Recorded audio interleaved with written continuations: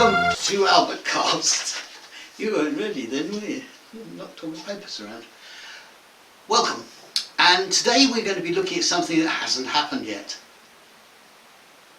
Do I think I'm cleverer than I am? No, I don't. What we're going to be looking at is the 2024 budget. Our budget happens every year, sometimes twice a year. And what the budget is quite simply the government telling us where they're going to collect all the money and where they're going to spend it. It is given, the budget speech is given by the man who looks after the money for the government, the Chancellor of the Exchequer, whose name is Jeremy Hunt. There he is.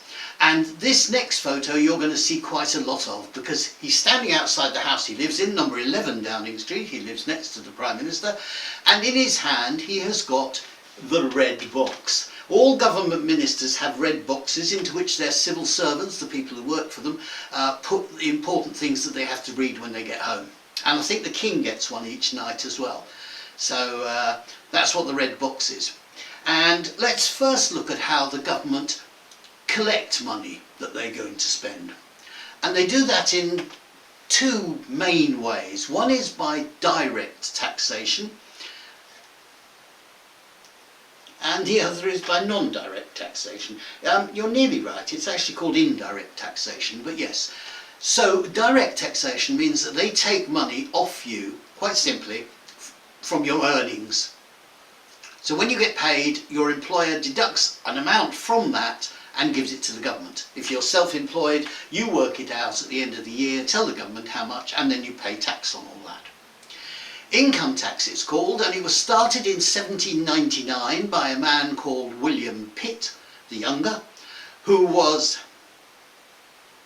had a brother called William Pitt the Elder. No, he didn't. William Pitt the Elder was his father, and he was also Prime Minister. But anyway, William Pitt the Younger was Prime Minister in 1799, and at that time England was fighting Great Britain was fighting a war against Napoleon.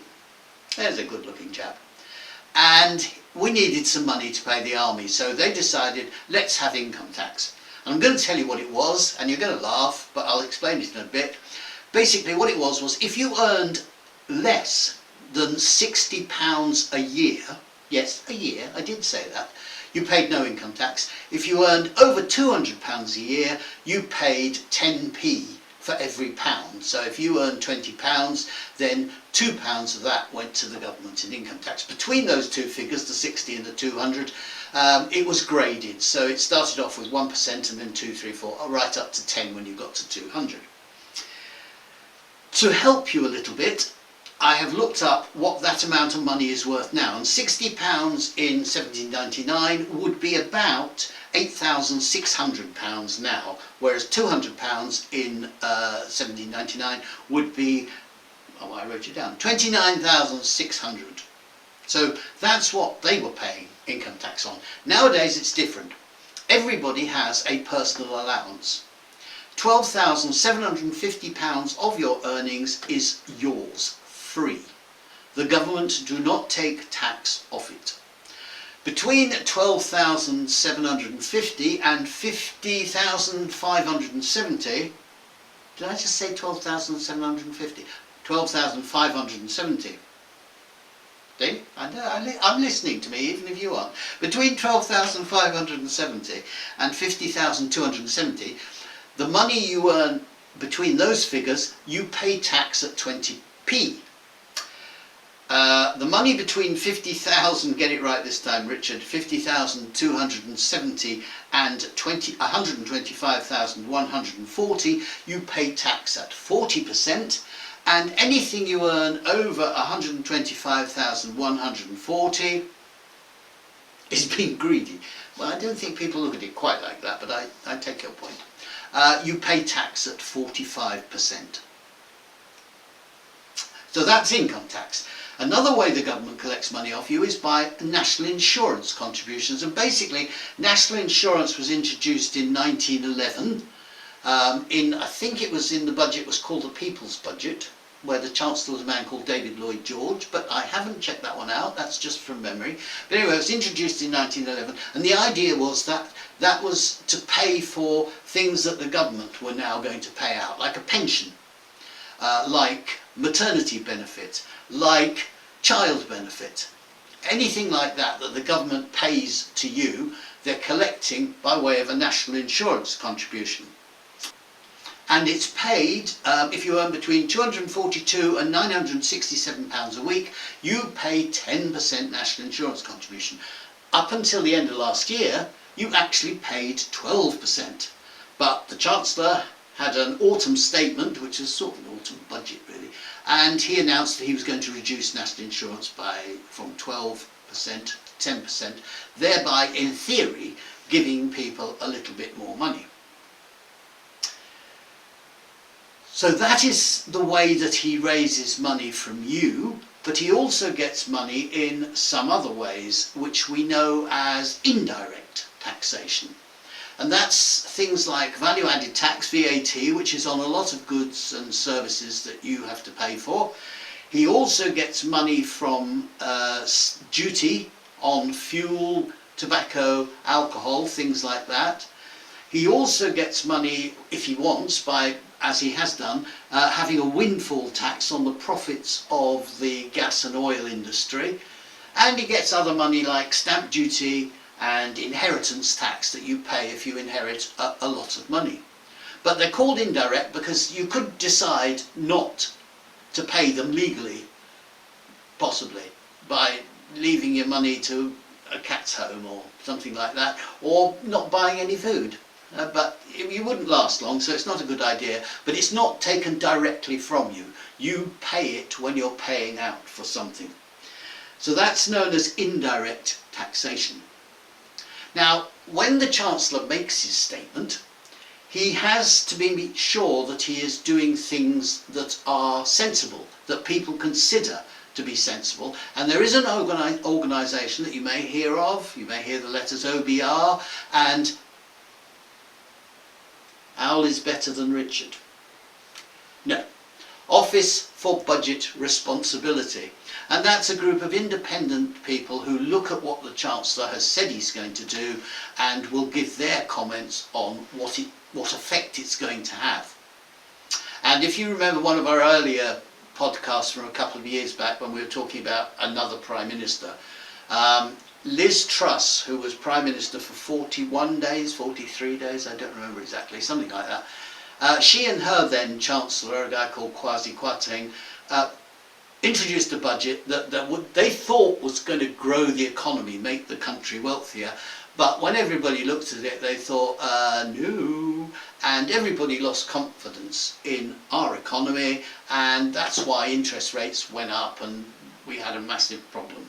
So the Office for Budget Responsibility are there to make sure that what the Chancellor said he's going to do is reasonable. The other side of what the Chancellor is going to tell us on Wednesday is where he's going to spend his money. The government, as you possibly know, is made up of loads of different departments: education, health, Foreign Office, Home Office, all of these, and all of those departments want money.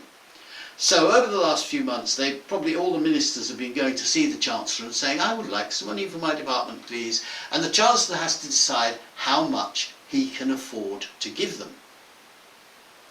The more money he has in income, the more he can give them. But the more money he has in income, the less tax cuts, NI cuts, things like that, he can afford to give.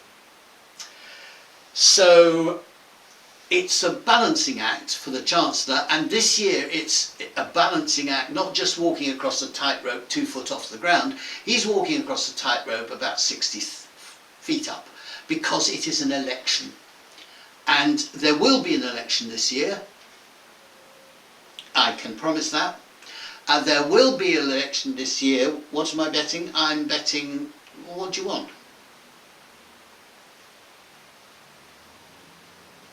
Okay. Albert is being very thoughtful, and if there isn't an election this year, I have to buy Molly a packet of donuts. 144 donuts.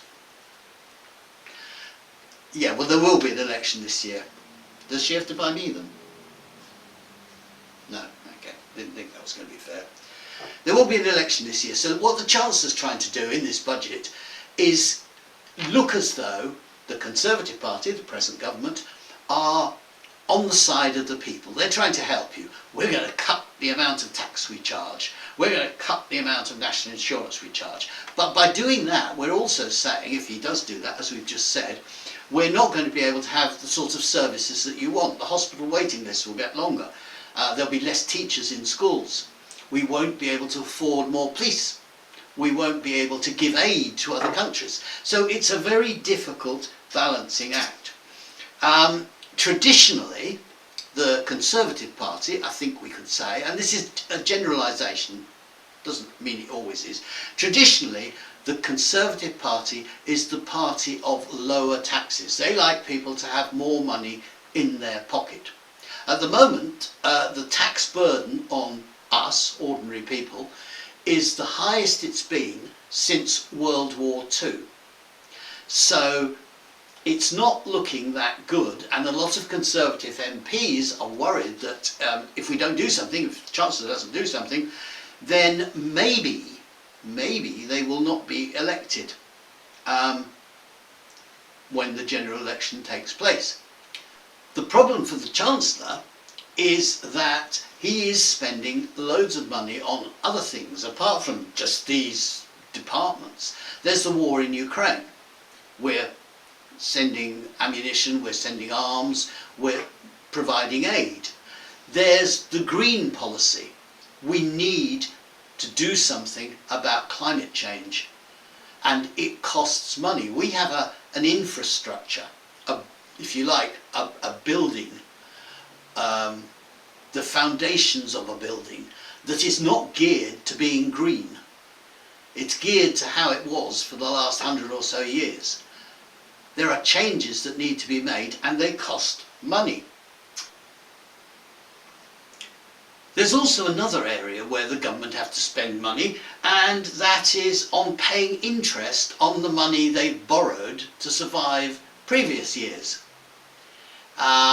Especially during COVID time, the government borrowed quite a lot of money. There are also other things. You've probably heard about the post office scandal, and that will have compensation needed to be paid. There was an infected blood scandal. The government will have to find money for that, and they also have to give money to local councils, people who run your area, who look after the roads in your area, who look after the parks, who run the libraries. Those people get money from the government as well, so he has to decide how much he's going to give them. They also have their own budgets, because they can collect some money. There's something called council tax, which you pay on how big your house is, and if you get a speeding fine in a county, then you pay it to the council. If your library book is overdue, then you pay the fine and it goes to the council, but they have separate budgets, so we won't worry too much about them.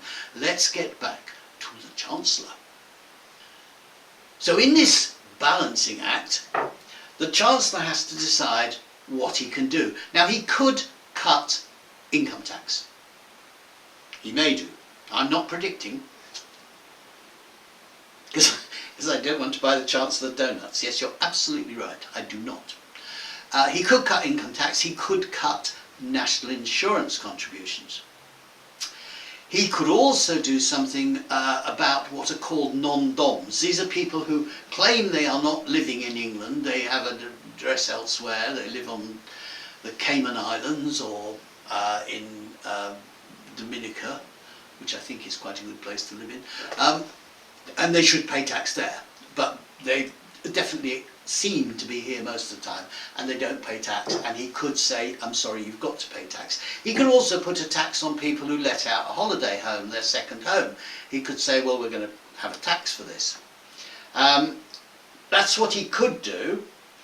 What he will do, we do not know. But as I said, the Conservative Party has traditionally been the party that would like lower taxes. The Labour Party, and again it's a generalisation, but I would say that the Labour Party was more traditionally wanting better benefits for people. They wanted more social costs. because they believe that people should be looked after. The Conservative Party tend to believe that if we give people more money they can look after themselves. That's a very broad generalisation. Please do not write to us and tell me that I'm talking nonsense. You'll tell me anyway. Well, that's tremendous news. What we think we might do, now what we've actually decided we will do, is on Wednesday night after the budget, 12:30, lunchtime, the Chancellor will speak. And I know it sounds as though it's boring, but it's something that does and will affect you all once you start earning, certainly. So just to watch it once and to see how it's done, to see how government works, it might be quite interesting. So maybe record it, 12:30, it will go on for about an hour, and then there'll be lots of people analysing it afterwards, and we will be some of those, because we're going to do an emergency, well not an emergency, but an extra Owlbutcast on Wednesday night at about 7 o'clock. We'll be in our pyjamas. So we're going to do that, but as I say, it could affect you. If the Chancellor might, but he won't, but he might, he could, sorry, not might, he could decide to increase VAT.